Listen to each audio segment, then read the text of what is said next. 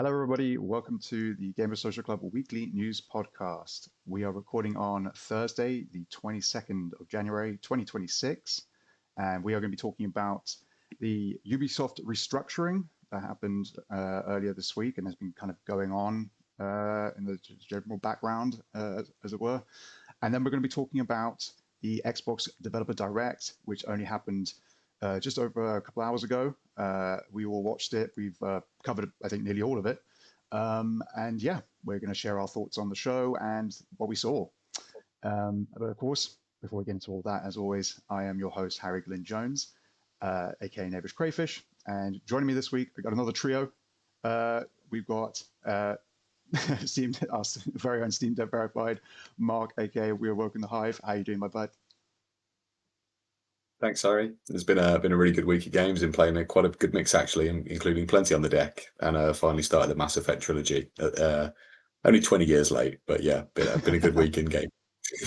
Yeah, man. You're dipping into I love how you're going into like deep into the back catalog as well. You're like you've done Half-Life, it's now Mass Effect and stuff like that. Like it's awesome to hear. All the while keeping up with the stuff that's coming out. So dead impressed, man. But yeah, look forward to hearing more about that. And of course, to round out the team today, we have him back first time this year. It's the greatest showman that I know, Adam, aka Oh No, Not Addy. Hello. Perfect. It's been a long time since we heard that. I know. I know you might have thought you hoped you got rid of me for 2026, but tough luck, bitches, I am back. Not at all, man. No, it's always good to have you on, of course. But yeah, we are going to be talking about a lot of stuff today, talking about a lot of games we've been playing, things we're looking forward to, and the news, of course. But yeah, as always, there is the rigmarole to cover. If you're new here, even if you have been here before, you will know that, or may not know that, we are some of the members of the Gamer Social Club, a website covering video games, news, reviews, previews, editorials, guides, interviews, and anything else that we can conjure up. You can find all of that over on our website, www.gamersocialclub.ca. And the three things you need to know about us, our three pillars, as it were, is that we are a grassroots and independent site and team. We are basically amateurs who want to share our passion for video games with all of you, but want to take it seriously. We want to do the right thing and hopefully bring you good entertainment and good information about this thing that we all love so much. Secondly, we finish every game that we review. We will roll credits. If we cannot roll credits for whatever reason, if it's like a racing title or a sports game or something like that, then we will play it as much as we can before giving you our thoughts, our opinions, and our score, and all the rest of it. And finally, the third one is we have a rumor-free filter over our news. So any news that you read from us, you can be sure is from a credible source. We don't go through like the Reddit rumor mill. We don't go through social media gossip. We want to cut through all of that and make sure that we deliver you only actual proper news and keep it up to date as best as we can going forward. And we'll always go back to correct ourselves and let you know if we've ever made a mistake. But yeah, again, one thing that we'd like to always mention is come and join our Discord. You can just look us up on Discord Gamer Social Club. We are slowly growing, but it is a nice little kind of quite close-knit community of people who just love to chat about games. And we were all jumping in the general chat to talk about the Developer Direct earlier with a bunch of them there, which was really good fun. So yeah, please hop on over and join us there. And of course, you can follow us on social media. We are at gamer_s_c at Twitter/X. And everywhere else, we are at just Gamer Social Club. You can look us up there. And of course, you've got our respective social media as well that you can follow, which is everything I've just mentioned is all down below in the description, alongside any articles of ours that we may mention, and that you can have a quick link to down there. And anything else we may feel is worth mentioning or sharing with you at all. All of it down below in the description. But yeah, otherwise, please consider leaving a like if you enjoyed today's show.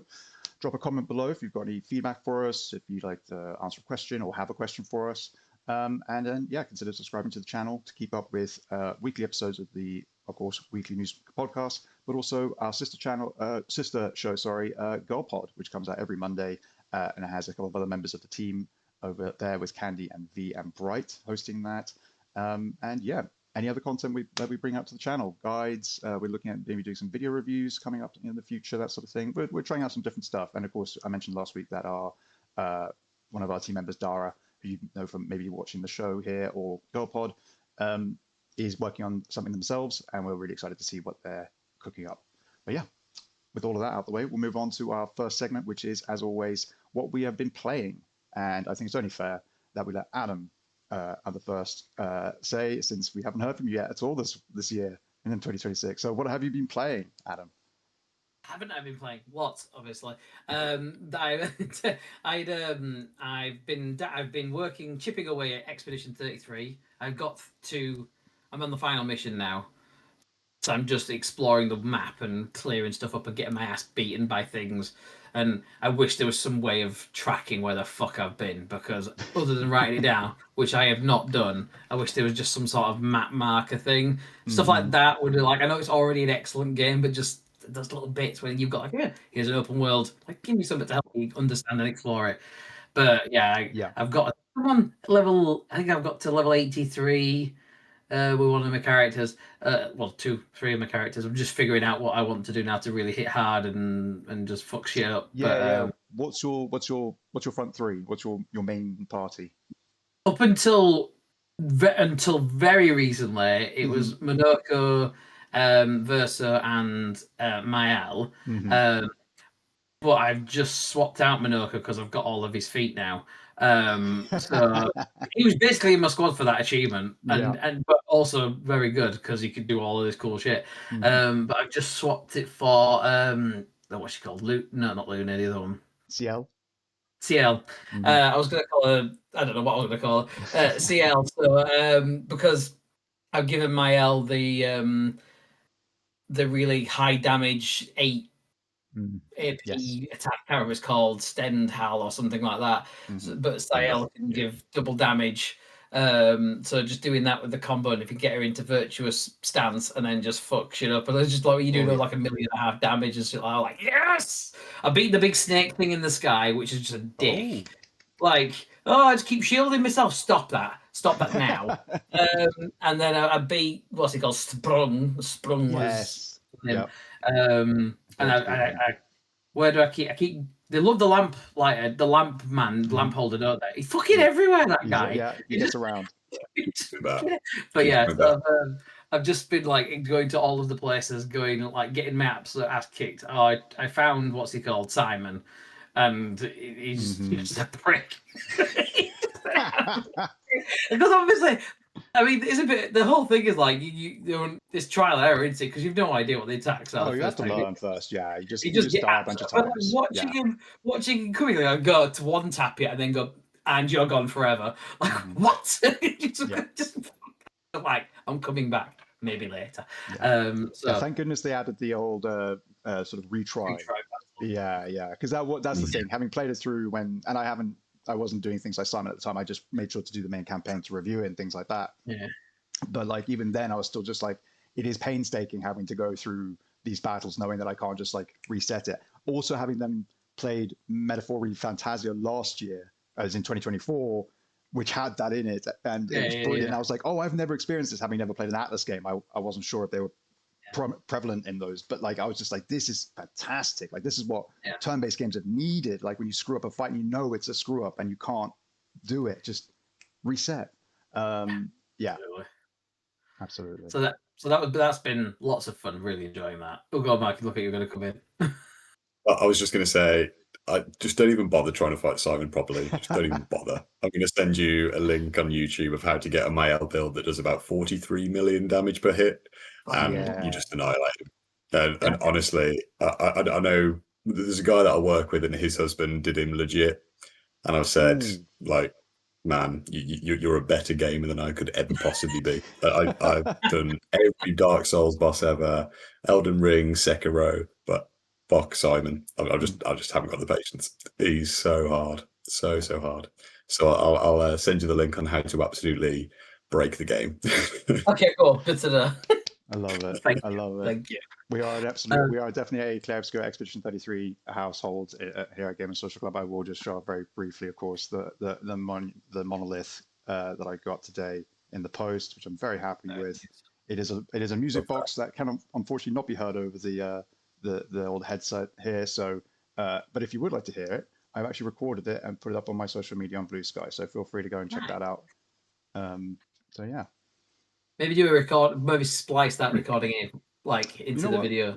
I'll give it a go. I'll try and do that, actually. Yeah, I'll see if I can manage that. If I have done, it will have happened. If not, go over to my Blue Sky. Yeah. Okay, we'll do a bit here. We'll go. And now Harry's going to throw over to his monolith. Take it away, monolith.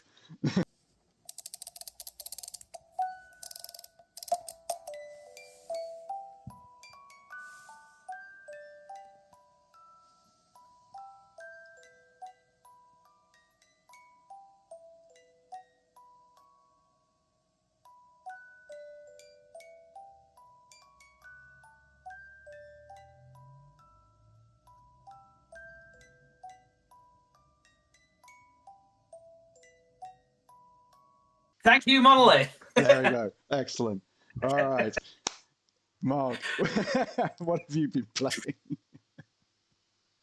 Oh dear. Like Addy, I've been playing quite a bit actually, but and as I mentioned at the top of the show, I've started my first ever playthrough of Mass Effect trilogy, and I know that's something on Addy's radar for this year as well. And about 6 hours in, like having a great time, and I feel like I've definitely missed out, and I'm all in. I'm loving it. Grabbing 30 minutes here and there on the deck. But probably wait to talk about that in a bit more detail when it made more progress and probably reached the end of the first game in a few weeks. But the main game I'm playing since last time is Viewfinder. So totally different to Mass Effect, totally different to Expedition 33. And I know that you really like this one, Harry, but it came to Xbox about 4 or 5 months ago and finally picked it up in the winter sale. So I'm really glad that it came across to Xbox. But if you've not seen the game, it's a puzzle platformer, first person based, and you have a camera, and every time that you take a picture, you can reuse that picture to morph and shape the world around you. So for example, if there's a gap, you can take a picture of a bridge, and wherever you put down your little what do you call it, Polaroid photo, yes, yeah, that's where you'll create a bridge to move across to where you need to be. And you got to move around to the end of every level and stand on a platform, but you can take a picture of the platform and drop it where you need to go. Inside the game, there are Tamagotchis that you can take a picture of. There are Tetris machines that you can take and drop the pictures around. The Tetraminos, I think they're called, and use those as little platforms to move around. It's just so clever. It's a bit like things like Superliminal, like real kind of reality bending game. Took about 5 or 6 hours to get through everything, seeing all the achievements through every level, and had a really good time, and kicking off the year with something quite creative and inventive. But yeah, it's been on the backlog for a little while, so glad to finally have cracked through that one. But yeah, I'm just trying to move between genres at the moment rather than trying to stick with one after like one mark words, one game in a genre and then stay in the same genre. I'm trying to bounce around and give myself a bit of variety, and that's working for me at the moment. So mixing up that before I get back to Liza P for the Overture DLC, which I was going to wait for, but I'm useless and I've got no willpower, so I bought it today. Can I quickly ask you about because I over Christmas I played and finished Anthem because I wanted to try and get that done before it got shut down forever, and that being a BioWare game. And I was just, the thing that got annoying was the exposition in between, like just I had a really fun time doing this mission, and I have to go collect all of the talking to get more missions, and they just and people just want to talk at you, and it's like, I mean, if Claire Obscure did that, they'd have to call it Exposition 33. But I don't know. But I've done the first 6 or 7 hours of the first Mass Effect. I thought there's a lot of talking here. They do go on a bit this lot, don't they? It's fun to I really like. There's so much behind it, isn't there? There's so much lore and story that they're built into it. Good God. There's no urgency, is there? No. I don't know. It's strange. Strangely, I'm enjoying that side of it more. Where normally I'm kind of somebody who totally switches off to the NPCs. I've got a really bad tendency of for Souls games when the guy who stands looking at the sun talks to me. I'm like, I don't care what you're talking about, dude. Don't upset them, bro, man. Come on. Oh my goodness, it's a good thing V's not here. She'd murder me for that. She'd absolutely murder me. But yeah, Mass Effect. I'm chatting with everyone about their personal life and what they're there for, and this, that, and the other. But yeah, it's gonna be quite a slog. And also, my copy of Anthem never ever left the cellophane, so it's going to sit on the shelf as a relic forever. So, Wow. R.I.P. Yeah. Wow. That's going to be worth something one day. Probably about as much as the collector's item, expensive coaster. Dip it in gold and it'll be worth something. Yeah.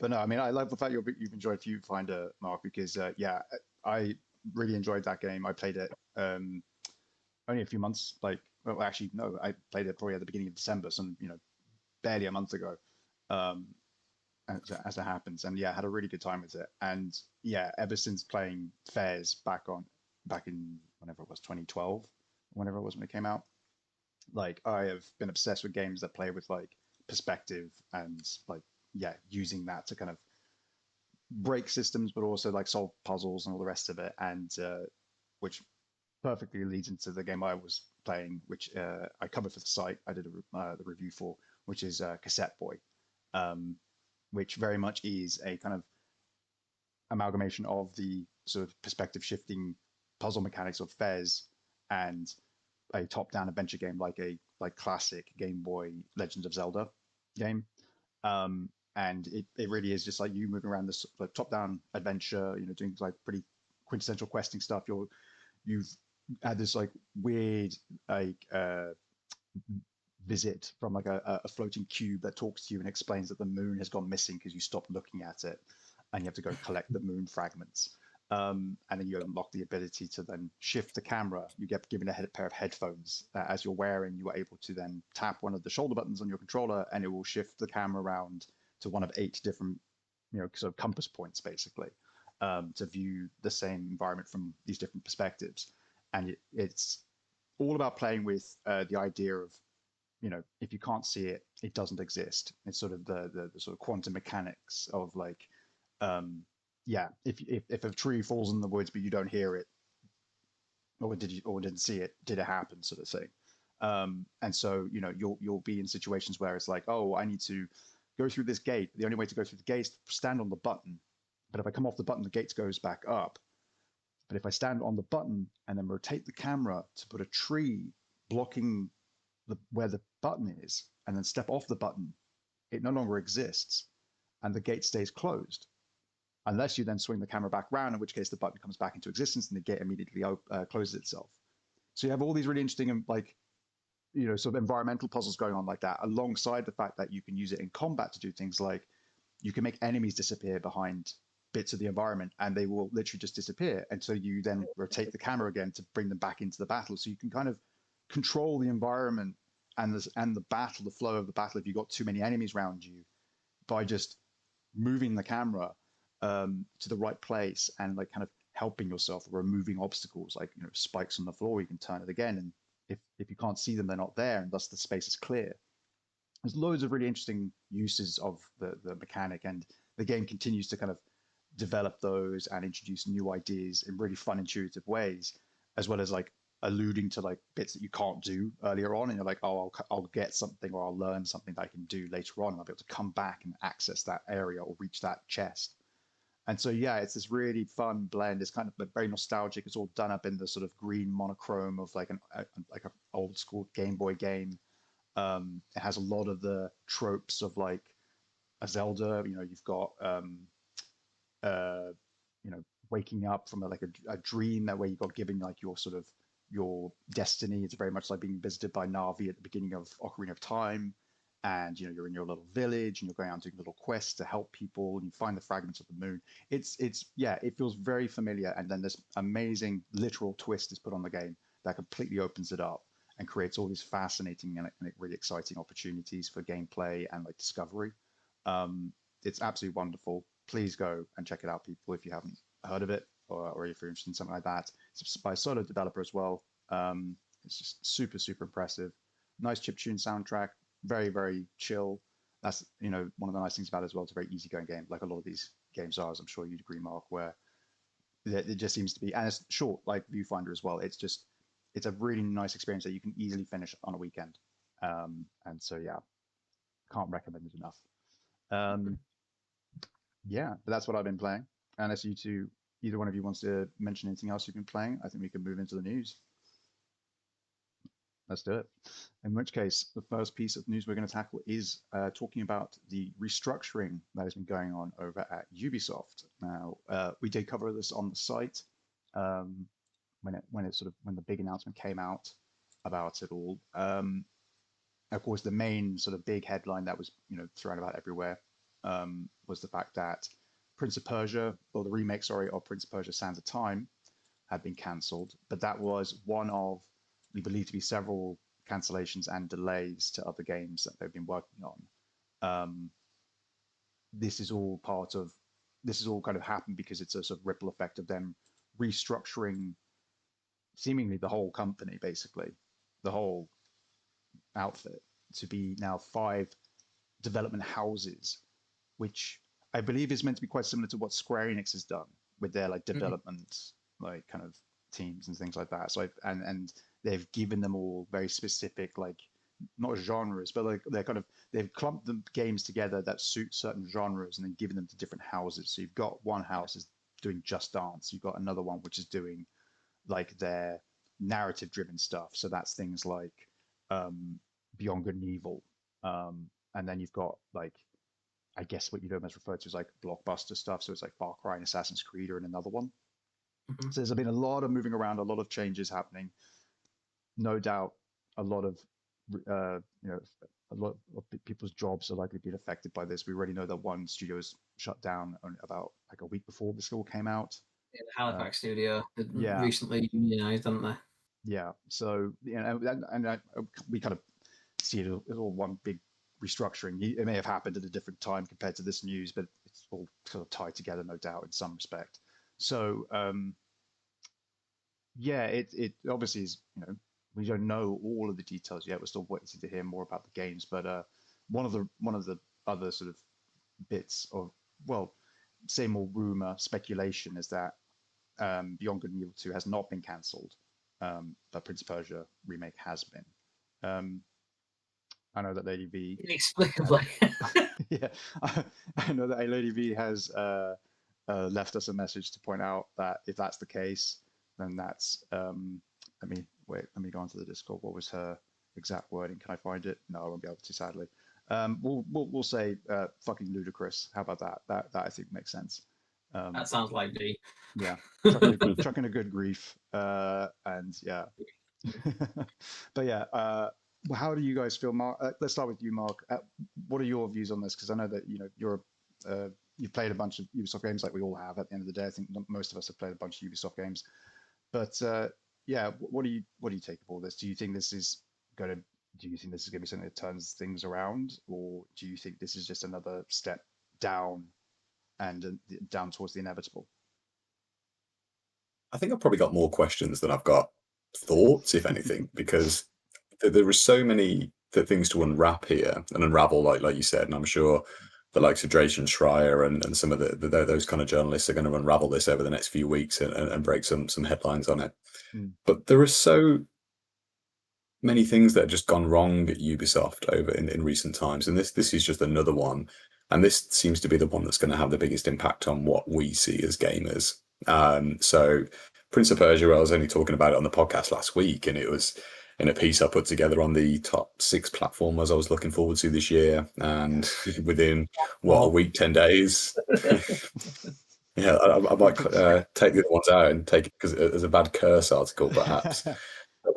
But how can a game that was nearly ready to ship in January 2021 get cancelled in January 2026? It's just absolutely mental. Yeah. And what you said about Beyond Good and Evil, I mean, seriously, how many people can be working on that?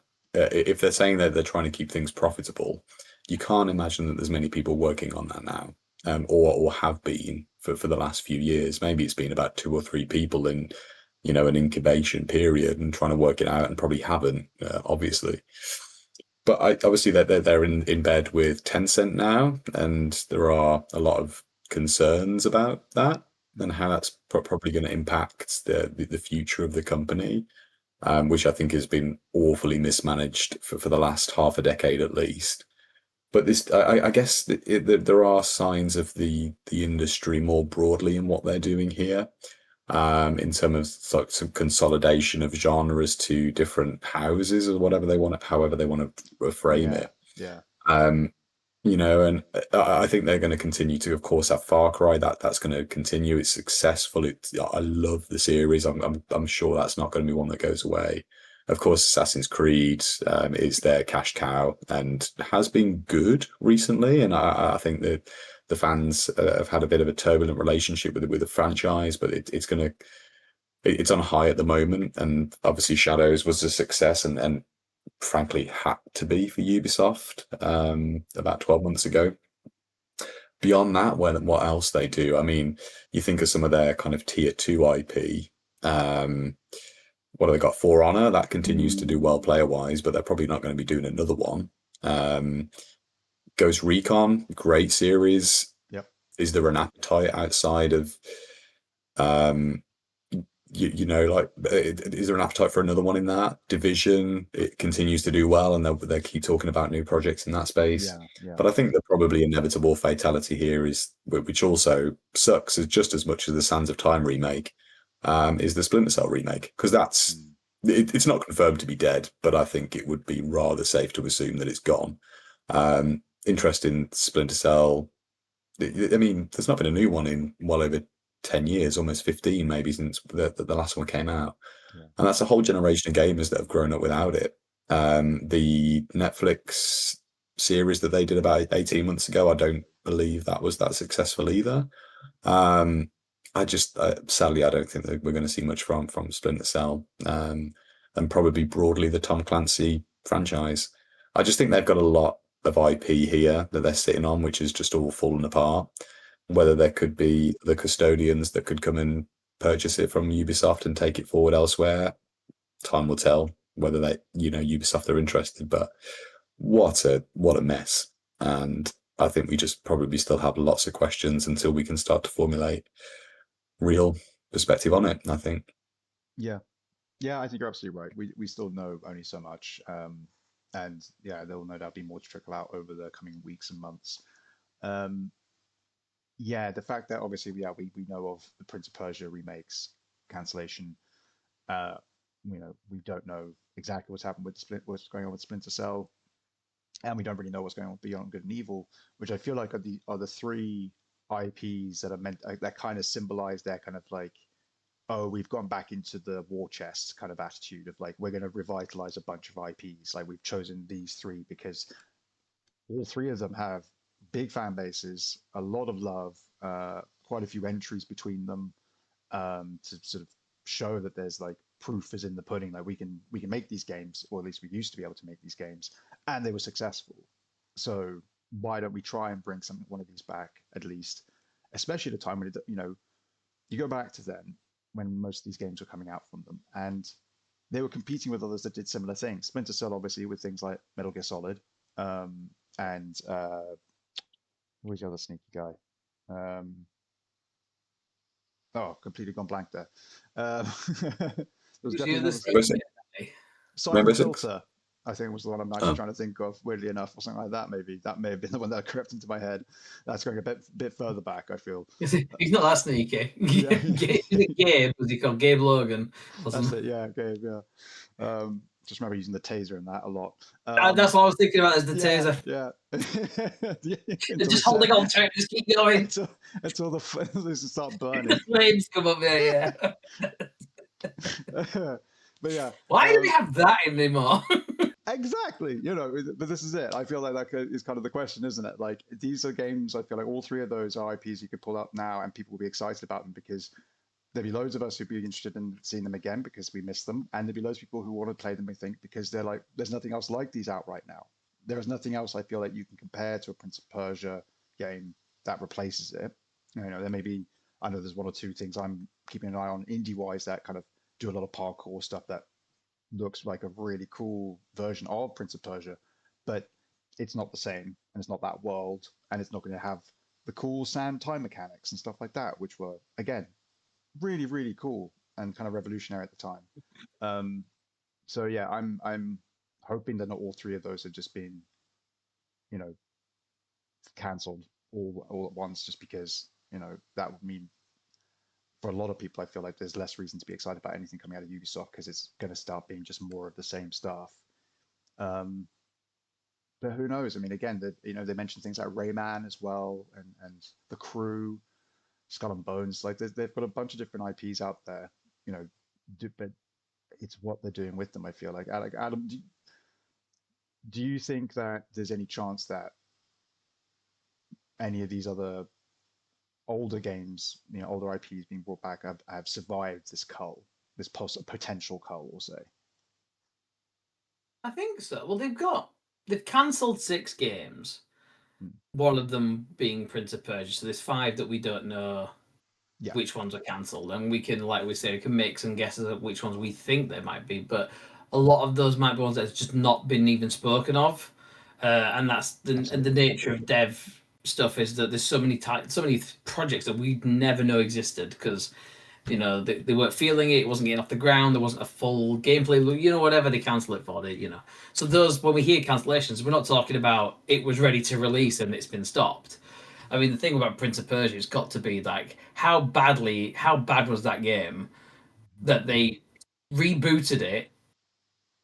This the second go at it they've had, and they're still not happy with it that they don't want to release it when it was meant to release this month. Like, how bad is it? Like, it probably not. It would be a trash fire, and then we just slam it off, and then they go, "Why did you even bother releasing this?" And then they go, "Well, we had to because we can't invest any more money in it. It's either this or cancel it." And they decided to take the reputational hit of not releasing it rather than the reputational hit of releasing a shit game. Given the current status that, like you said, Mark, Shadows had to do well because they hadn't been hitting the numbers with the previous games, had they? Shadows were quite important in that regard. But the fact that like they've set up these 5, and this has got to be a result of Tencent. Some like you look at it is a mess of different IP and genre. They've got a whole load of stuff, but it must be like you need to get your house in order, houses in order. So they have done because they needed to. And this is what happens when you have a new boss, isn't it? They come in and they make their mark and say, right, get your house in order, sort it out, cut the fat, efficiencies, all this sort of stuff. Yeah. What was interesting to me is that they've listed all of these IP. So they're saying like Creative House 2 has got Ghost Recon, Splinter Cell, The Division. Now we know the Division is on its way. We're expecting there's rumours around of this 10th anniversary definitive edition. We know Division 3's been greenlit and they're working on it and they're very excited for it. So there's obviously, despite they've just made some redundancies at massive. But the fact that they're working on it and they are on there's an image where it lists the 5 houses and the titles that sit under each one, and the fact that like Splinter Cell is on there. Yeah. They could just put Tom Clancy as the IP, couldn't they? Rather than saying Splinter Cell. And so it feels like, well, is that one that's been cancelled then? That's where it makes me think is like maybe that's one that's been delayed. Because we've seen nothing of it. We just knew that they were doing something with it. So, yeah. Just thinking like, I want Rayman to come back. I miss Rayman. Those UBR hand-drawn 2D were glorious. That one with the music with Black Betty was just that level. I mean, that is amazing game. The very first of those music levels, it's fantastic. Yeah, just give me more of that. Absolutely. So yeah, I just assume this is them getting a house order and they want to make a push for the family stuff, you know, Hasbro Just Dancey type thing. And they've always had that on lock, haven't they? Embarrassing E3 demos and everything. So I just think that this is a result of that Tencent thing. Like in the same way that when Microsoft took over, you know, all the studios they bought, like Call of Duty and Activision and stuff like that, they were redundancies. They were restructuring, and that's what happens because you've got duplication of roles, duplication of efforts, and like we don't need this sort of stuff. And like, well, how do we sort out? New bosses said we have to get rid of some stuff, and I think there's a business element to this, isn't there, over all of it? And they said that layoffs and studio closures are coming and stuff like that, but there isn't a timeline for it yet. I think we're just expecting more layoffs, I suppose. Yeah. Sorry, that's a bit rambling. No. That's the thing, as we said, as Marcus pointed out, and that's we're all kind of kind of trying to meander through it all. There is only so much that you can kind of concretely say anything about without you know without any kind of like worry that it's like, oh no, actually that game didn't get cancelled, or no, that game did get delayed, or that studio doesn't exist anymore, or whatever might be going on. We're not sure.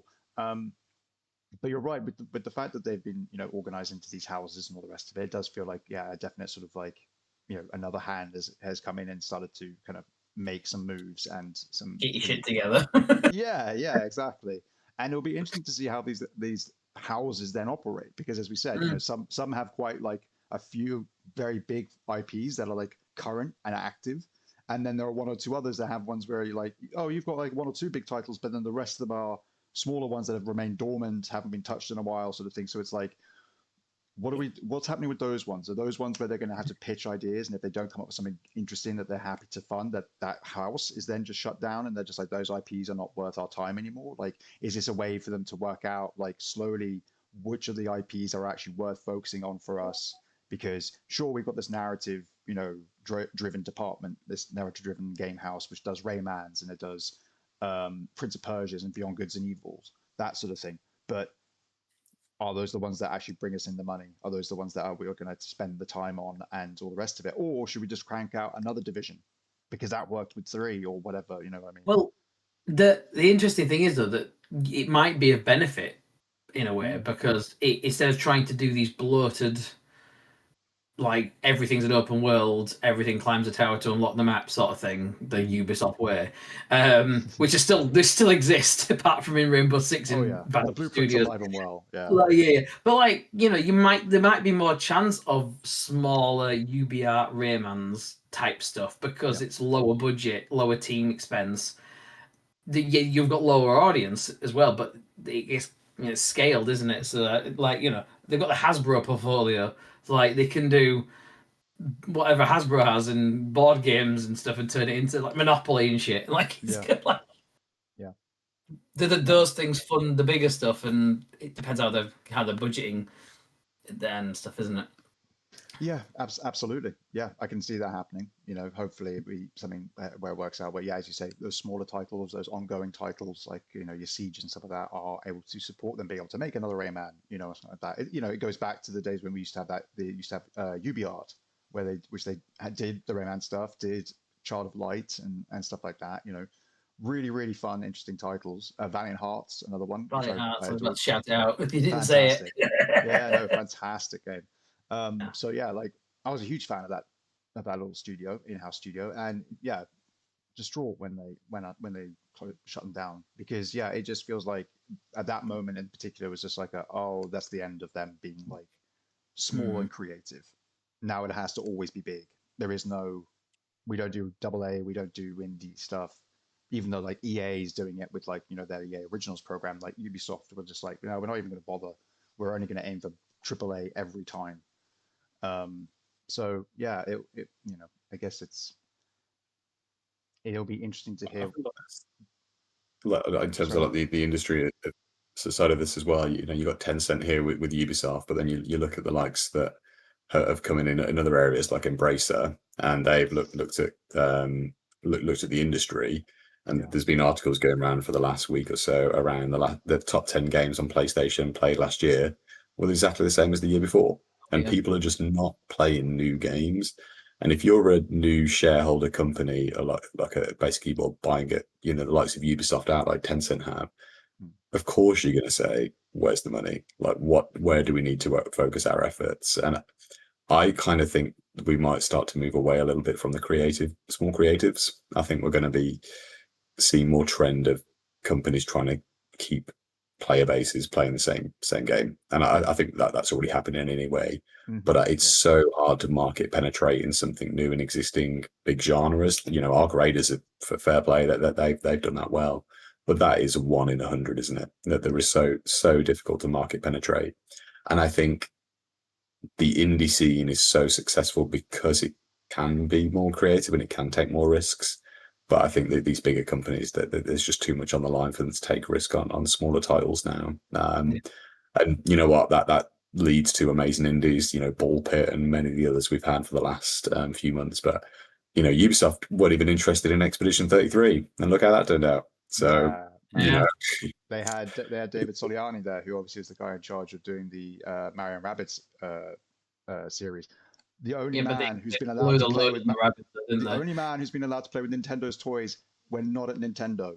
Like no one else has been ever given, and Ubisoft had that. And then they said, "Oh yeah, we won't try and keep him around. He wants to move on and do other things." Yeah. And then he goes and sets up this Bradley the Badger game at his new studio, which looks fantastic. And you're just like, that's quite possibly going to be another banger that you don't get to have your name on Ubisoft. And it's just like, yeah, they're letting everyone go who seems to be actually like got any new ideas, it feels like. And I think you're right. I feel like they're going to be sort of like shutting down to focus more and more on the big stuff, the ever lasting kind of gobstopper of a video game that everybody wants. But like they've had some of that success though, haven't they? Like Rainbow Six Siege and For Honor as well. Like I can't believe this. I saw it recently. They did a new season of For Honor is coming. Like this still going, and they reviewed that for a previous site I wrote for like 2018 or something like that. And it was like I didn't even know that was going to be a live service game. Yeah, you know what I mean? It was just like, all right, fair enough, but it must have enough legs that they keep doing new seasons for it and supporting it, and fair play. I don't know what the Siege X thing is. I've kind of dropped off Siege because I used to play it, but they must have had some success with those things, so it can be done for them, I suppose. Yeah, absolutely. But yeah, we will, I guess, wait to see what else we hear about from this whole restructuring that's been going on. From the sound of things, there is a lot more to hear. Just we know the overview, I guess, of what may have occurred, but we don't quite know all of the details. But yeah, as that hopefully trickles out, we will let you know. So please, obviously, check out the website where all of our news is posted for that sort of thing in the future. All right, let's move on to our second topic, which is going to be the Xbox Developer Direct, which happened earlier this day. Earlier this day. But yeah, the day. No, look, we all three watched it. I mean, a lot of us watched it, of course, but I believe all three of us here watched it. Yes. Where we were able to cover, I think, most of it. I think we've still got an article maybe coming out about Kiln, which was the secret game, the secret fourth game. But yeah, we're going to talk a bit about general developer direct, but also obviously talk a bit about each one of the games. We could do it in order. Why don't we do it that way? Probably the best way. And so yeah, starting off with Forza Horizon 6, which of course is set in Japan.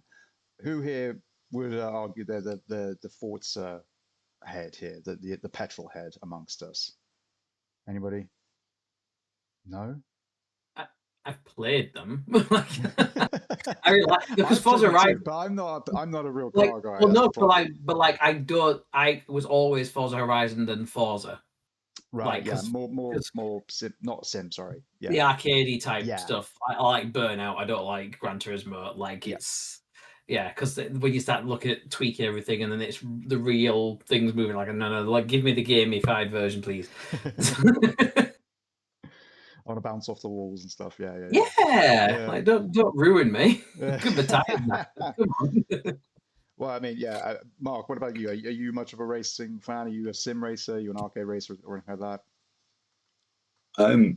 Broadly across the genre, no, but I've played the hell out of every Forza Horizon, apart from not too much of 2. But love them, absolutely love them, and I cannot wait for this.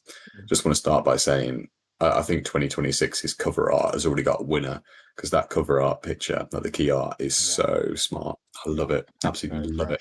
Yeah, black and white monochrome Japan. It's just chef's kiss. But yeah, I think that we have been asking, or I'll say we, the Forza community, have been asking for Japan as the next destination for so long. And when it got revealed at the Tokyo Game Show, like kind of mid last year, I think fans were super pleased. First thing to say is I'm surprised at how early it's coming out. I think a lot of it is due to GTA bailing out of the May window where it once was, and coming next year, because I don't think although Forza Horizon's huge, like a big series, I don't think people would be interested in a driving game alongside GTA. I don't think there'd be any interest whatsoever, or any game in general compared to GTA. So Yeah, I'm really absolutely. glad it's coming, and I think it's like a perfect chill summer game. So Yeah. it's something you can just crack on for 20, 30 minutes and drive around, a few races, crack a few XP boards, all that kind of stuff. And it's just really kind of good, chill summer game. Yeah. It looks absolutely stunning, and obviously this is the first Forza that's not been tied to the Xbox One Hmm. era, so it's obviously fully built for Xbox Series and PS5 and of course PC. But graphically, it looks absolutely sensational. The cherry blossom all over the tracks, blowing around as cars drive past. Now that it finally feels like a next gen, and I don't think we've had enough of that. If truth be told, I think it's a really underwhelming generation visually compared to what's been delivered. But this looks fantastic. I'm not a big car person whatsoever, but things like the Nissan GTRs here, obviously, Nissan being a big Japanese brand, and that super fancy Toyota that's on the front cover of the box art, because Horizon always has a super swish car on the box, the Aventador, Yeah. and there's been loads across over the years. But yeah, and Tokyo in here looks really cool too. So it's about time we probably had a big city in Forza.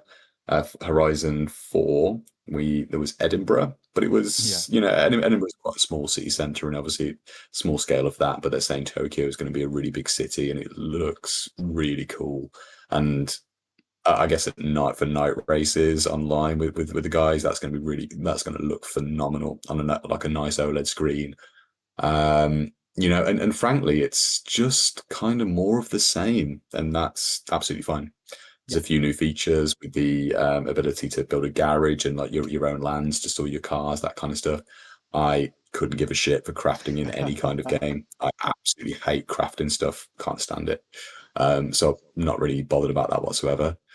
Um, but yeah, this is gonna look great, and May for me is just a perfect time for it to come out. I think it really is like a summer game, and super excited, and yeah, bring it on. Yeah. Yeah. I mean, yeah, I'm not a big car guy, but I played a lot of Forza Horizon 5 when that came out. Having Game Pass, there was no excuse not to try it out, and I had a really good time with it. You know, just cruising around, and whatever car I like the looks of. Like, I don't know enough about cars. I look at the rankings, and if it's like an S car, it's like, oh, that one goes fast. Okay, cool. Yeah, yeah. And it's like, hey, do you want to like tune it up? I'm like, nope. No, I have no interest in looking under the hood. Thank you very much.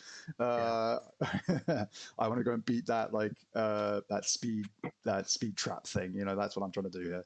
But no, I had a great time with Forza Horizon 5, and we'll definitely be jumping into this when it comes out on May 19th. It looks phenomenal. Yeah, as you said, Mark, not to do it any discredit or anything like that. It's more of the same. But Forza Horizon 5 was already, I think, still most people would agree, like the best racing game that we've had possibly ever. I don't know. I don't want to go like, oh, we need someone here who knows the genre really well, I guess, in and out.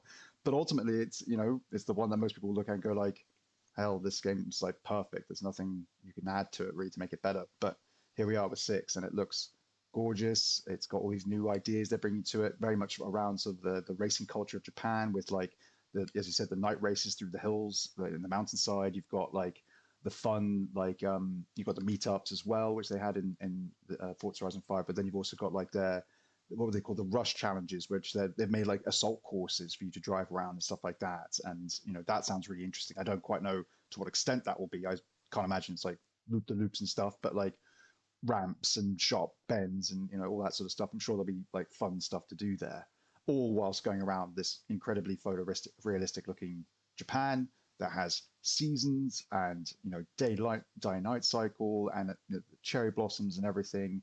It looks like a visual feast. And actually, I really like the fact that they highlighted again the fact that they're like, we're bringing all the accessibility that we had from the previous game into this one, because I believe they have won awards.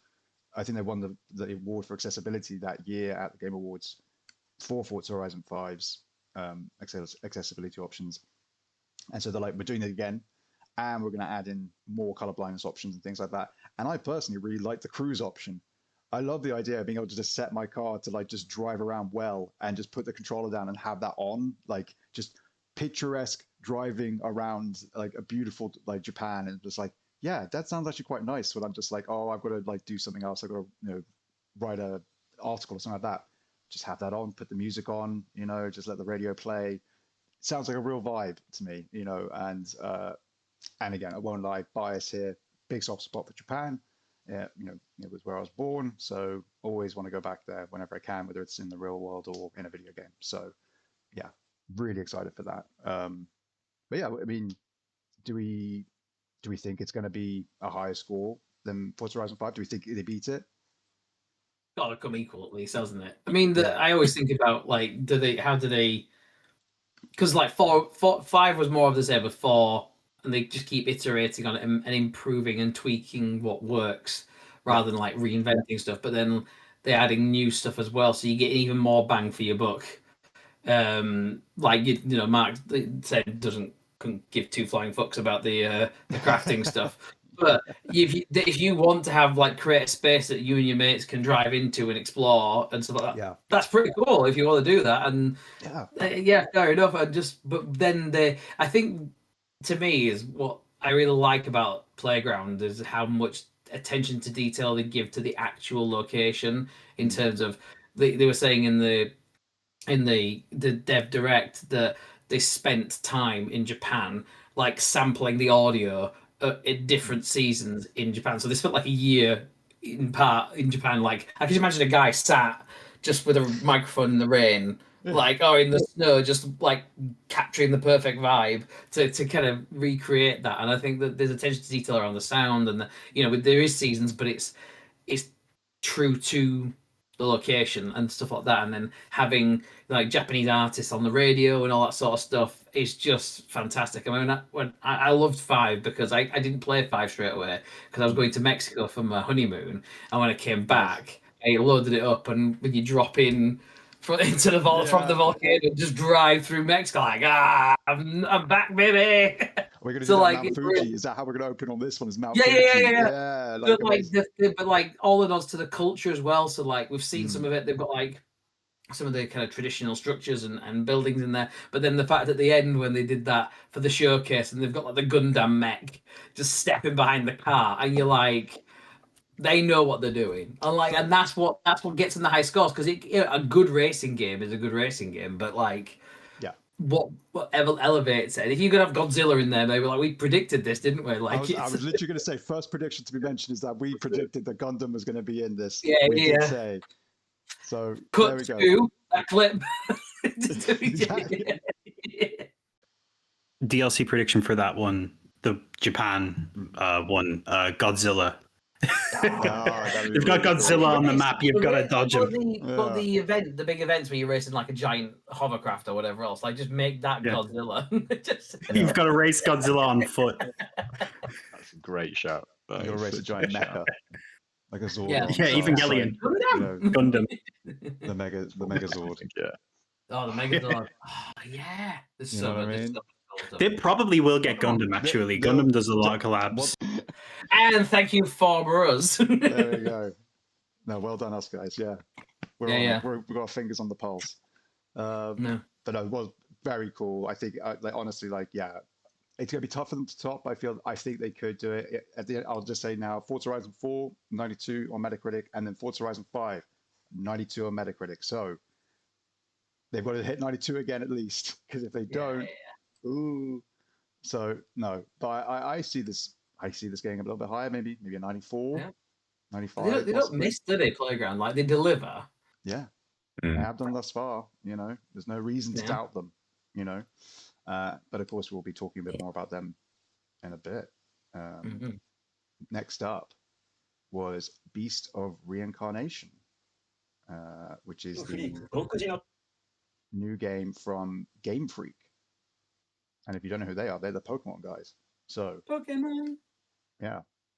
But then also you have to forget about that because there's nothing like Pokemon. And it really does look like he's a guy with an animal that he gets to fight for him. Well, I guess so, actually. Yeah, they couldn't help themselves, could they? And a lot of the enemies actually looked like we've taken the concept of a Pokemon, like the flower bear, and I'm like, that's a Pokemon. You've just made it look scarier. Yeah.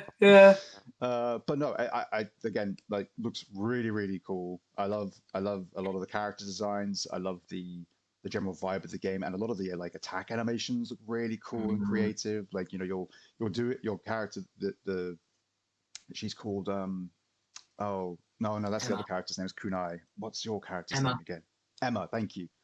Yeah, Emma's attacks, like she's attacking with the sword and stuff, but then like flowers are sprouting out, like where her sword kind of like leaves like a slash, as it were, in the air, and then like plants sprout from the ground underneath it and stuff like that. It looks really, really cool.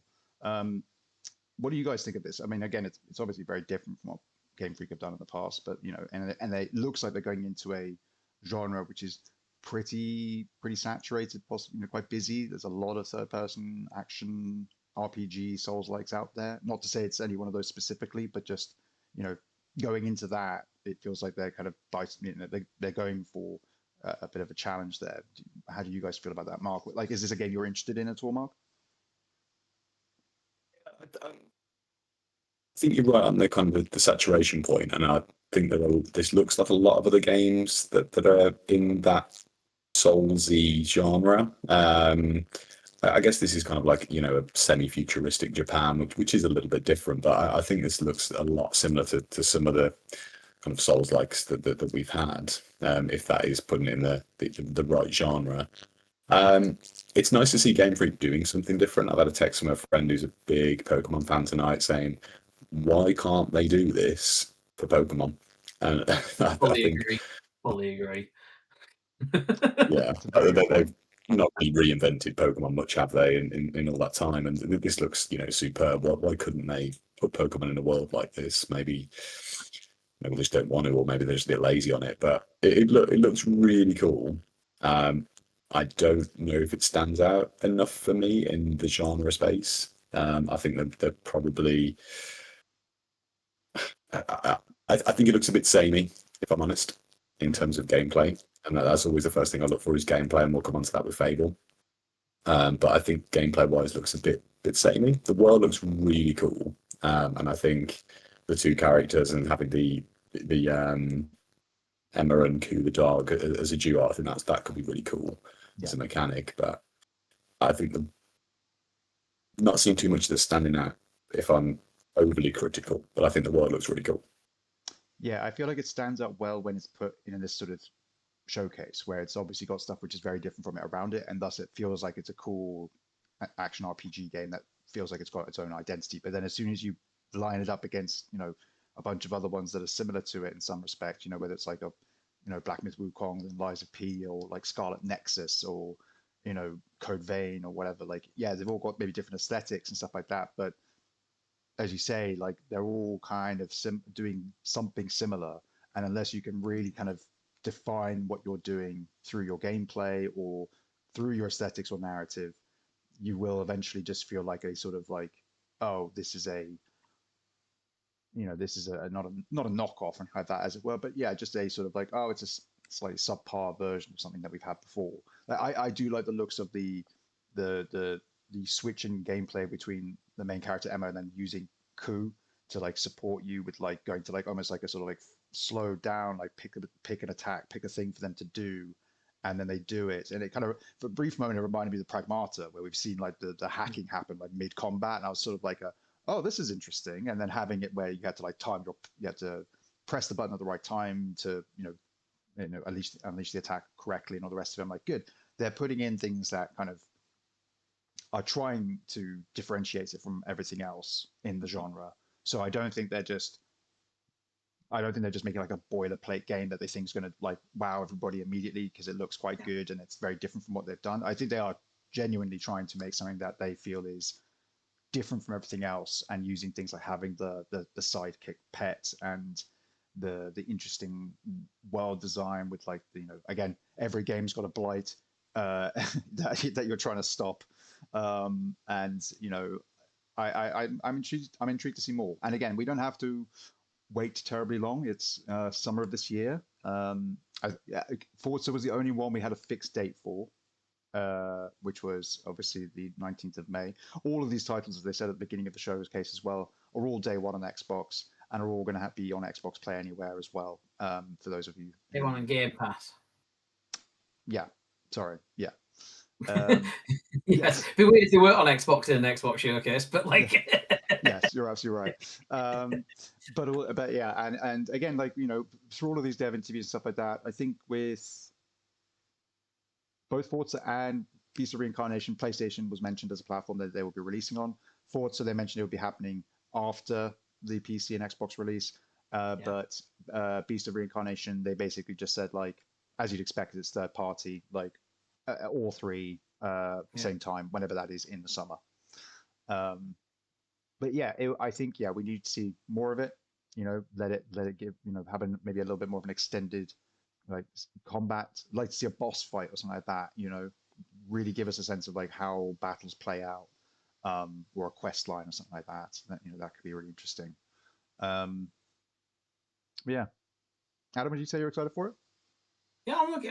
I mean, the fact I think the fact that it does, because to Mark's point, there's a lot, like you said, there's a lot of games like this, I suppose. But the fact that it goes on to Game Pass means it's open to a lot of folk straight from the off, isn't it? In terms of that, and they're probably part of the consideration, perhaps, is doing that. And I applaud Game Freak for doing something in the same way that like Go On Playground for doing Fable and stuff like that. It's nice that they want to and have been able to pursue it, but it's within their wheelhouse, I suppose, for Game Freak, is in they've got creatures, and I feel like creatures are going to be a big part of it. You've got to expect that the bosses and the monsters are going to be, they've got to be good, right? Hopefully they won't be generic and stuff you've seen elsewhere, because apart from things like the trash can and the ice cream, there's usually some pretty much creative monsters in Pokemon, but like, we've run out of things. Here's a bag of rubbish. Okay, we'll ignore that, Jen. But like, yeah, and some of the monsters you see in the thing look pretty nifty in terms of like the design and stuff. So hopefully we'll see more of that. And they talk about, they always approach plants, animals, and nature with sincerity, and I think that's a core part of their studio. So, and I think that's why in this year 4020, whatever it is, it's kind of like Horizon, where like it's all reset, hasn't it? Where it's all like very green and vegetative and stuff like that. So yeah. I'm interested to see it. I'm interested to see more. I will play it because it's on Game Pass, so I might as well. So yeah. Yeah, that's right. Yeah, you've got you've got the golems, who are like a mechanical race in quotation marks of machines that have been training for the last 2,000 years. They have been studying the way of the sword for 2 millennia, and have then all gone mad. And then you've also got all these like animals that have been affected by the blight, which is like it sort of takes forms of different plants and stuff like that. So yeah, really interesting world to look into, and it'll be interesting to see when we get more of that. Right, the next game was in fact the secret fourth game. Fourth game. To the commenter on our previous video, who called us weirdos for thinking that there was going to be a fourth game, and then saying that there shouldn't be one, or they didn't want there to be one. I'm like, silly you. We predicted this as well, so that's number 2. And I will give us a point as well for the fact that we brought up Kiln when we were talking about it, and Kiln was announced, which of course is the other project that has been in the ether from Double Fine for nearly a decade, because it was actually first announced, I think, back in 2017 as part of one of their little jams. It goes back really far. And it's just been kind of. Although I don't know if it was like, I don't know if it was announced in the sense that they were definitely progressing. But it was shown off as like, this is one we've created in that 2 weeks. Exactly. Yeah. As a concept, as a named project, Kiln, it existed from 2017. So it's been nearly a decade in the furnace. Very nice. But yes, so for those of you who have no idea what we're talking about, Kiln, and I will read this bit because it is quite fun. Kiln is a pottery power fantasy that celebrates both creativity and destruction. The pleasure that comes from making both making beautiful things and then smashing those things into smithereens. Create your pot, grab your friends, and join a team of colorful spirits who face off against one another in online arenas where the ceramic creations you sculpt on a pottery wheel become the bodies you bring into battle. Really cool, fun, creative concept. That's a phrase that sums up every single Double Fine game. But it's true. And I was really happy to see this. Again, a shock of color in this fantastic and very, nice to look at developer direct. But this was absolutely like the right sort of like 180 compared to Beast of Reincarnation, to again stand out and just again show the breadth of what Xbox is trying to offer to their fans. Because again, Kiln will be coming to PC, Xbox, and PS5 as well. I don't know if they specified if it was all at the same time or not. We'll find out, I'm sure. But it was given a spring release window with a closed beta coming soon. But yeah, I thought this was really fun. I like the idea of us all jumping in 4v4 Gamer Social Club, game nights, trying to make the best pot, find the pot meta, as it were. What do you guys think? Are you interested in this sort of thing?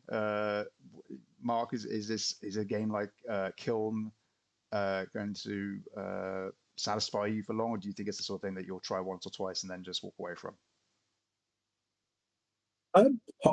On paper, the latter, like something I'd dabbled in for a couple of times with the guys and probably then bail from. But given my recent experience with Double Fine games, absolutely loved Psychonauts 2. I thought that's one of the most well-designed worlds in the last kind of 10 years or so. I thought that was absolutely sublime. And then Keeper, I know we all played that the back end of last year, and that was just visually phenomenal and like a really good time as well, and the perfect duration of the game. So yeah, I'm not sure. I think having a beta is the right idea. I think they'd struggle to sell this to lots of audiences outside of like core Game Pass players otherwise. So I think a beta is something I'll definitely need to check out. Not too sure, but the idea of being able to create your own pot and go a little bit potty in any way you want, I think is quite exciting. But whether or not it gets its claws in me, I don't know. I think this is definitely a beta suited kind of game. But you know what? Tim Schafer hits it out of the park every time. So if he's greenlit this little game jam game at Double Fine, it's going to be pretty tidy, I think. Yeah, I think regardless if you end up enjoying their games or not, I feel like pretty much everything they've ever made has always been a fully realized vision that works. And for those people who like it, think it's fantastic. Like it's not like you're tricking yourself into believing it's a good game. It's like each one of their games is a good game, but they are quite kind of unique experiences that probably appeal to quite small demographics of people, and often quite different demographics of people each time. You look at Psychonauts compared to Brutal Legend, compared to Costume Quest, compared to Stacking, compared to Kiln, compared to Massive Chalice. You know what I mean? Like they're constantly trying new things, and that's why their whole like game jam situation, which Tim referred to as Amnesia Fortnite, if I remember correctly, which is great. Yeah. I think it's such a great way of keeping that level of creativity around in your team, and it kind of lifts everybody, just sort of stretch their creative muscles and share ideas. And even if you don't make something or find something that's going to work that time, maybe one of you's inspired somebody else on the team, or something like that. I think it's a really clever way of keeping morale up, keeping the team together, and constantly refreshing and making sure that no one's stagnating in what they're doing. What about you, Adam? Are you gonna have a go at Kiln, do you think? Are you gonna try the beta maybe? I'll definitely give it a go, because I just love madness, and it's absolute madness. And I love Double Fine for the fact that they just make what they want to make, and they're so different to anything else out there. Like, where else are you getting a game like Keeper and Psychonauts and all those other ones that you just listed off? And it's, I think we said in the Discord earlier, like, I can't imagine anyone going to Tim Schafer and saying, no, we're not making that, it's too weird. Because, like, he'd just walk. Like, you'd lose the whole studio. Like, that's Double Fine is the little corner of weird that we should all have Yeah. everywhere. Like, it's just more of that, please. And even if it's not a game that we want to play, because not everyone's gonna like everything, are they? Yeah. But the fact that they keep making stuff and have at it. I love it. Just crazy. Like, I've made a pot. Oh, we should turn that into a game. Fucking mad. Love it. Love it. Very clever.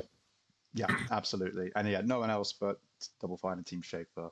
There's just like, there's nobody else like them out there. And yeah, never change, Tim. You're great. So, I mean, every year he goes on and plays Brutal Legend to help people get that know. achievement. I mean, so come on, cool. guy. Yeah. I can see them doing that with this game as well, having one of those achievements. Yeah. I could definitely see them doing that again. So fingers crossed they do, because that would be really fun. But right, let's move on to the closer, the big Fable. We finally got to see a big deep dive into Playground Games. That's right, their second showing at this Developer Direct. The long-awaited Fable, which they themselves mentioned that they've been working on for a very long time. They have Border Horizon 3. They started it. Yeah. Fucking Insane. But we saw a great deal of it, and also they then had a Xbox Wire interview with the lead on the game. I was just writing it up earlier. I've completely forgotten their name. Escapes me. Fulton is their surname. Here we go. I'll go onto my article. I can read any bits I need to. Ralph Fulton. There we go. The Fable's GM and game director. So yeah, again, if you want to visit our site, check out all our articles covering all this stuff. You can see it all there. But yeah, we got a nice big long look at the game and heard some more from him afterwards on the Xbox Wire website. I was really happy with what I saw. A big fan of Fable. Played 1 through 3. Was really excited for Legends when they were talking about that back in the day. Yeah. I was really excited. I thought it was really cool looking. Very different again, but obviously it didn't come to be. But yeah, I've been waiting to hear more about this game for a very long time. I'm really pleased with what we saw. I know Mark has some different thoughts on it, which I'm really interested to hear about.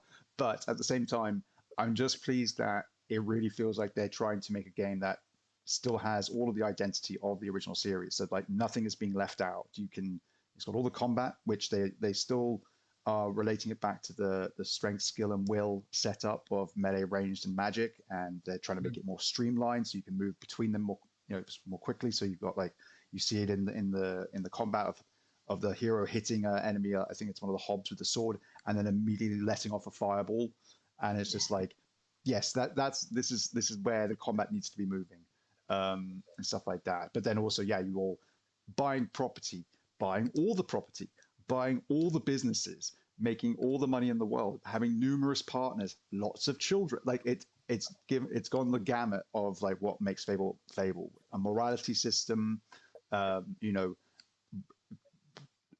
doubt an abundance of British humor. They said themselves that they were inspired by The Office, IT Crowd, Peep Show, and if you're any person in the UK, you're just like, oh, the Holy Trinity, basically, of fantastic comedies. Yeah, you can't go wrong, really. And yeah, I'm dead excited. And of course, we didn't get, unfortunately, a release date, but we did get a window of autumn this year, which is very interesting. I think almost if anything, that's the most interesting detail of all of this, just because it's like that's a very particular window you decided to put that in, which I felt like was going to be like the Halo Gears time frame. But if Fable's slotting in there, is it just going to be a very busy autumn? Is that what we're looking at? What do you think, Adam? Well, if GTA comes out in, when is it, November? It's not. Yeah. I think it's going to get delayed again. Sorry, Mark. But I think, but autumn is, September to November, and then winter starts in December. We're being pernickety about it. So like it could come out, but I think Halo releasing in November makes a lot of sense given that's when it came out anyway. So Gears is the one I couldn't place at the moment. Where do you put Gears? Because you don't want, like you say, crowd it if Fable's coming out in autumn. And I suspect the reason that we didn't get a lot of release dates is because of things like GTA. Yeah. And that maybe they have sources that say it might get delayed, so they're holding off. Because if it doesn't get delayed and they reconfirm it at Summer Game Fest, maybe they'll go, right, our date's changing. They probably have 2 dates lined up. One being near GT, well, where GTA was going to be, and the other one as far away from it as possible. Yeah, absolutely. Yeah, I completely agree. It'll be interesting to see again, as you say, when we start hearing more of these dates. I would imagine, obviously, by the time we reach the summer, was when we'll get more of these locked down. But it sort of begs the question of like, should you be announcing these things? We always talk about this. Should you be announcing these things years and years in advance, and then having to wait until like 3 months before, and it's like, oh, we're going to release it in 3 months. It's like just do what you used to do and just wait until it's like 6 months out, and then tell us about it. Fallout 4, still the best example of that. Announced it, released it that November. I mean, it needed loads of work, but like that sort of thing is much better than Skyrim or not Skyrim, Elder Scrolls 6. Come on. Oh yeah, no, that's the thing. Like Bethesda used to be like the blueprint for doing that. They were great for it, but then as soon as Elder Scrolls 6 happened, it was like, oh shit, that's all gone out the window. Yeah, they fucked that. Yeah. But Mark, I want to hear from you, obviously, because you are not so hot on what we saw from Fable. Not to say they were all scorching, but at the same time, you definitely have your own sort of caveats that you want to bring up. So I want to hear from you. Yeah, I think partially is that this had the longest slot in the direct, so around about 10 minutes. And I don't really feel like I'm any more sold on it than I was before watching it. I feel like I don't really know. I know little more now than I did of watching this 10 minutes of footage, which was largely developer interviews. And I don't really. And also, one thing about this is a reboot. It's got to launch onto PlayStation to attract new audiences. I feel like this was very much pitched to the existing Fable player base and like fan base, I should say. I've only played 2, and I don't actually recall totally finishing it. But this seems to be more pitched at an existing core Fable fan base, which certainly must be rather sparse these days because it's been a very long dormant franchise. The gameplay. Well, I guess I can start with the world. I think the world looks really good. I think the city and the town and all the people around that looks really, really fun and like very well designed. But I think the meat on the bone of the actual gameplay here, I'm not really sold on much at all. I think the combat looks really generic, particularly the melee combat and ranged combat and magic combat is as standard as anything on any game anyway. But I thought the melee combat looked really, really generic. And so outside of that, I think we only really learned about buying property, romancing people, but you expect that in an RPG anyway. I don't really think we've seen much in here that makes this stand out in terms of an actual like gameplay experience. I think the world, like I said, I think the world looks fantastic, but how it's going to play out, I don't know. I mean, there's a very short snippet of your character riding a horse through some fields, so obviously that's going to be an element. We've seen a bit of combat, and I've already said I don't think that would look very promising. But other than that, it's just little snippet clips of slow, behind the shoulder walking around towns, and it's not really selling me the game at all. I knew that was going to be in here anyway, and you've took 10 minutes and not really told me much more than I didn't already know. And I think I found that rather underwhelming. It combined with the rather generic looking combat in here. And I tweeted about this earlier, and a few people have come back to me and said it looks like Witcher combat. Yeah, I didn't particularly mind the Witcher combat, but I just think we're 10 years on. Like this should be a lot more advanced than Witcher combat. So yeah, I just feel like a bit bummed out that 10 minutes later, I don't feel any more sold on this game, and I don't really know a fat lot more about it. So I don't think it was the best showing, if I'm honest. No, and I can understand where you're coming from as somebody who maybe isn't as steeped in like the series, and this isn't meant to be a sort of like, oh, you don't understand sort of thing. It's not. It's very much just recognizing that you don't understand. No, I think you're absolutely. I do not. I think you're right. I think you're right in that this was a deep dive aimed at the core fan base of Fable, because if anything, and again, you don't get this necessarily from the actual developer direct. If you go and read the interview with Ralph Fulton, he kind of says more there. Ray Fulton. He says it more there, which is that they wanted to make sure that they covered the things that they knew fans were going to want to know about most. And that was actually saying things like, we've kept the morality system. Here is the combat, and it still has the signature strength, skill, and will idea of the three parts that come together to make the full combat system. You can still buy all the property. You can still have as many spouses as you want. You can still, what was the other one that he said he wanted to make sure of? They basically wanted to make sure that all the things that you feel are like staples of Fable are all still there.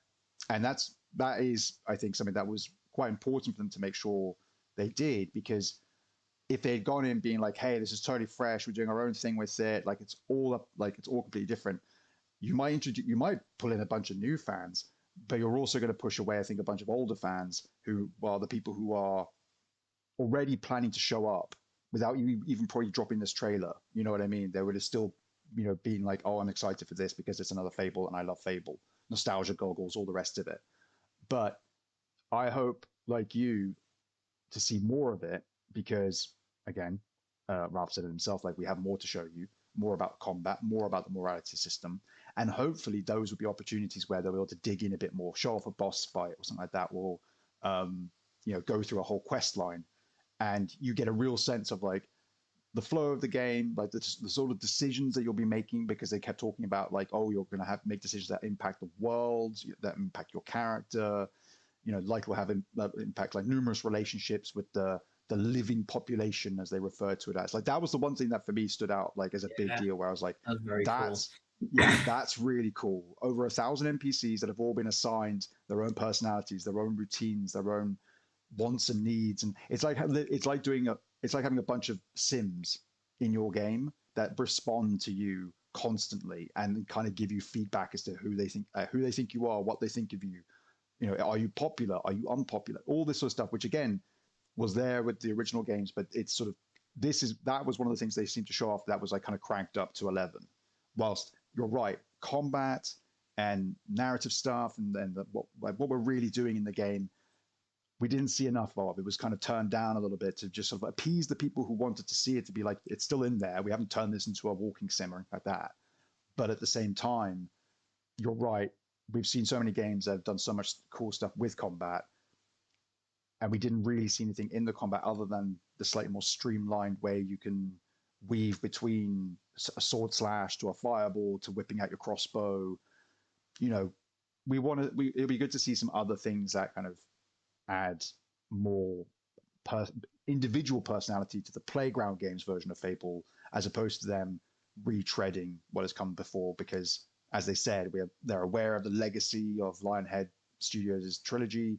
They want to do it right by it. It's set in the same world of Albion. It's set later on. You are the most recent. You're the newest hero in a generation. All that sort of stuff. So they're separating it, but maintaining its identity by keeping it rooted in the same universe. And so I think it's about making sure they clarify that. We've seen the way it's rooted, but now show us how it actually evolves that, how it expands on that. And maybe you're right. I think we didn't see enough of that. I'm still happy with what I saw as a fan who's like, yeah, this is exactly what I wanted. If there's new cool stuff, great, but I'm still happy. But for you and others, no doubt, it's a case of like seeing it, done it. What's so special? I can ride a horse in this one. I can ride a horse in every other game I can play right now. Like that's not enough. So yeah, hopefully seeing some decision making, how that affects the world, seeing a quest in action, seeing a boss fight, even just more of the dialogue. Like I want to see some more I want to see some more of that as well. Because again, he mentions briefly again the idea that you saw in the trailers that they had those fun kind of like mockumentary interview moments with NPCs and stuff like that. That's it. Those are in the game. Those weren't made for the trailers. That's how stuff happens in the interactions with certain NPCs. You have these really funny kind of like candid moments where they'll just like talk to a camera about you, being like, oh, fucking wanker. You know what I mean? And stuff like that. So it's like, I'm really excited to see how they do that sort of stuff, because they tease it and then they kind of like, oh, we've got more of that, but we haven't shown it to you. Anyway, that's enough from me. I know I've talked a lot just now. So, Mark, is there anything you want to follow up on your point on, or I'm going to hand it over to Adam otherwise, because I know he'll want to say something. Over to you, Addy. Over to you. Well, I was thinking that like I know what you mean, that there wasn't a lot of combat, and I even said, we said just before we started recording, like it would have been good to see like a full mission. But I was thinking about it, and I think that this is because of the place they've shown this. As it is a developer directed, it's about the developers telling you about the game that they're making and not showing you a mission, because I think they'll look at what the numbers are, who comes to watch the Dev Direct versus Xbox Summer Showcase, and like, and if you're not going to announce the release date yet, you don't necessarily need to. We get a lot more visuals of Forza, but we kind of know what we're getting with Forza. Whereas Fables, there's a lot of elements to it, a lot of new things and things to go over. And I think they must know that more seasoned Xbox folk would be coming to the Dev Direct, whereas every man and his dog will probably watch. There's more hype around Summer Game Fest, isn't there? Because you've got the Keeley train pushing it out, so it'll get more views. So you push out your big flashy trailers. Here comes a combat. Here comes a mission. That sort of stuff. I know what you mean, because somebody who's wanting to see that anyway, regardless, would probably want to see more of that. And there's something about balance that maybe they need to figure out. But like Harry, I was like, yes, I love the fact that they're making the morality a bit more nuanced than who you're good and who you're bad. Like each person has, like you were saying, that living populace. What is good for one person isn't good for another, and like, oh yeah, all right, you've got loads of money, you rich twat. I like it. It's like, all right, you've got money. I love it. It's very British sarcastic humor. I love that. And the fact that we've talked about this before, but the fact they've got like Richard Ayoade, Super Hands from Peep Show and stuff like that, and it's like it's spectacular. So I'm very excited for what we've seen, and it feels like Playground of like we were saying about Forza and they nail the vibe of the location. It feels like they've nailed the vibe of the series. Like the fact that they shout out at Lionhead is fair play, because they don't have to, do they? Like they could say we're honouring the thing, but they give them a shout out I'm really excited for it. I think it's got all of the makings of something really good, and we've said that Lionhead, that Playground don't miss so far. So I'm hoping that this continues in this new world, because it means we could get more. And it Yeah. I'm hoping they would, because like with Forza, they've got the engine built, they can make them quicker, so they can do more of them.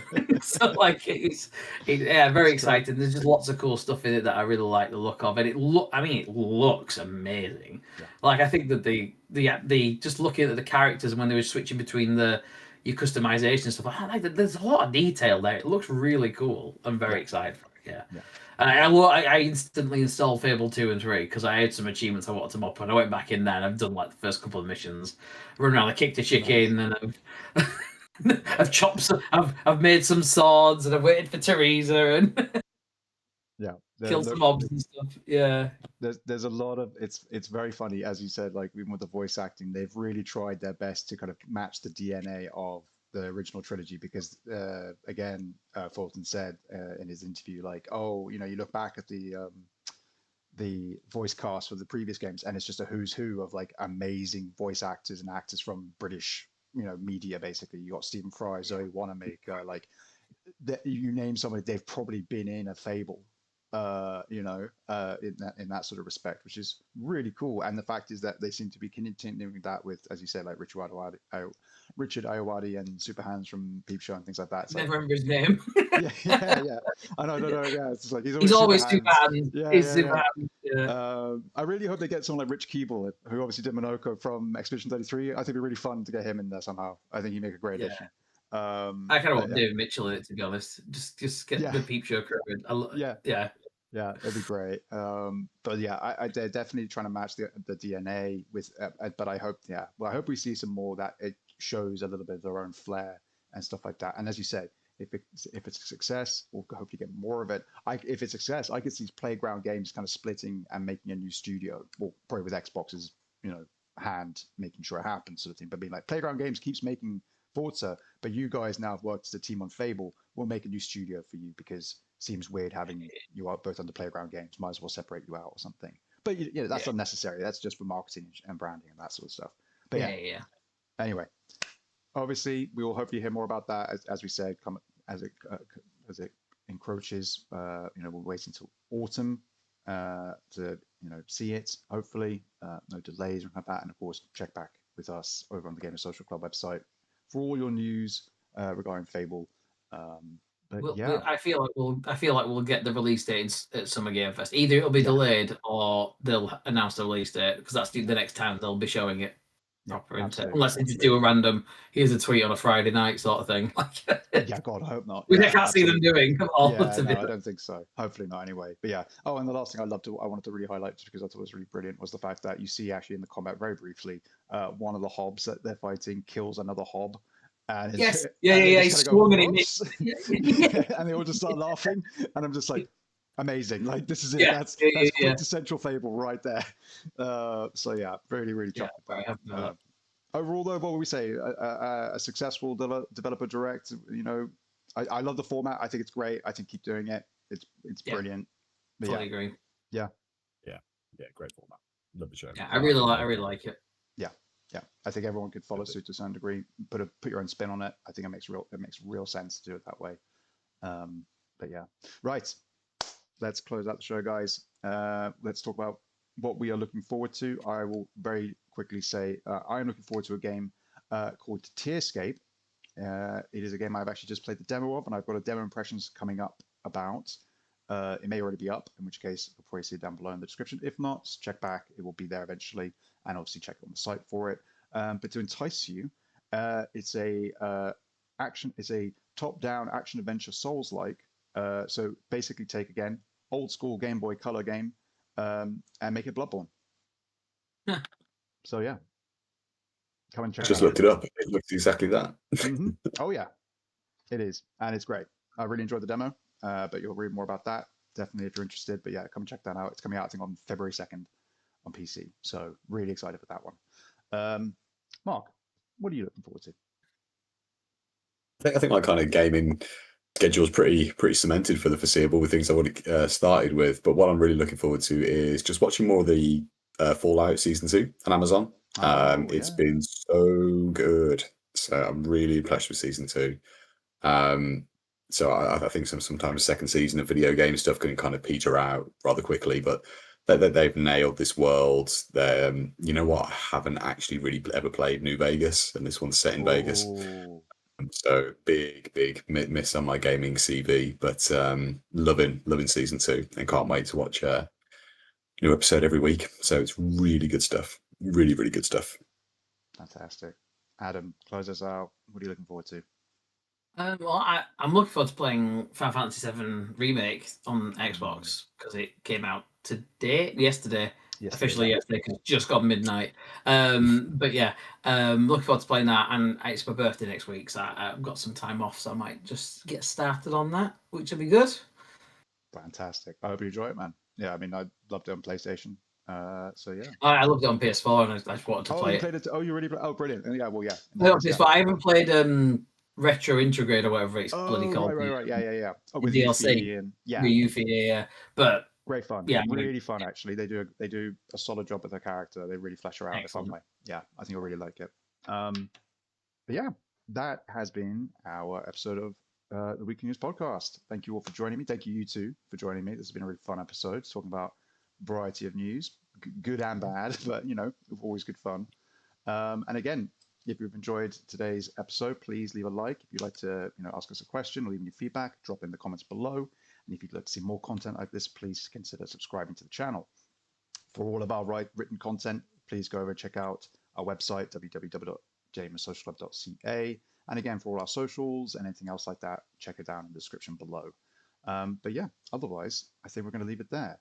The last thing I'm going to mention is the fact that for our closing out, which I will about to do, an artist that I follow on social media had a shop I went to visit to see if I can find a fun illustration or anything like that to have on my wall. I've got very blank walls here. You can't see them, thankfully. But instead, they had a bit of apparel. I went looking, and they actually happened to have a really fun sweatshirt, which almost matches part of the closing out of our show. So I thought, well, why not? I'll treat myself to that, and that can not for every episode, obviously. It needs to be washed occasionally. Will feature as my podcasting sweater. And for those of you interested on social media, the artist goes by Teeg, T-E-E-G. but you can also search them at Teeketch, as it were, .art, TEEKETCH.art. Really cool illustrator, definitely worth checking out. And yeah, just wanted to share that with you. No ad or anything like that, obviously. Just a lovely jumper with a good message. So, to all of you at home and to you two here on the show, be good to yourselves, be good to each other, play some great games, and we will see you next time. Bye-bye.